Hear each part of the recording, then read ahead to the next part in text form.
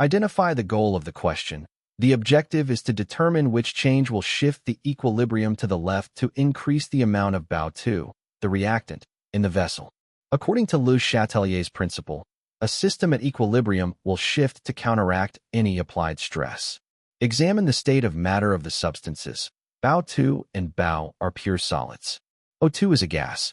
Because pure solids do not change their concentration/density and have an activity of 1, they do not appear in the equilibrium constant expression.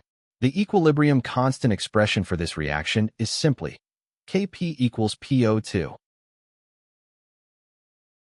Analyze the thermodynamic parameter delta H degrees. The enthalpy change of the reaction is delta H degrees equals plus 162 kilojoules per mole of reaction. Because delta H degrees is positive, the forward reaction is endothermic. It absorbs heat. We can conceptually treat heat as a reactant on the left side of the equation. Heat plus 2 BaO₂ is in equilibrium, with 2 BaO plus O2 determine the effective temperature on the equilibrium.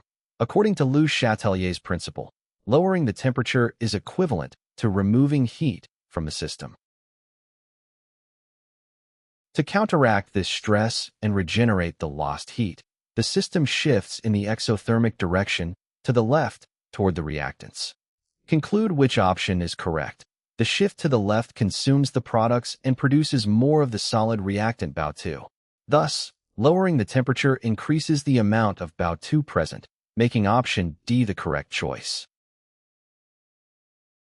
The correct answer is option D, lowering the temperature.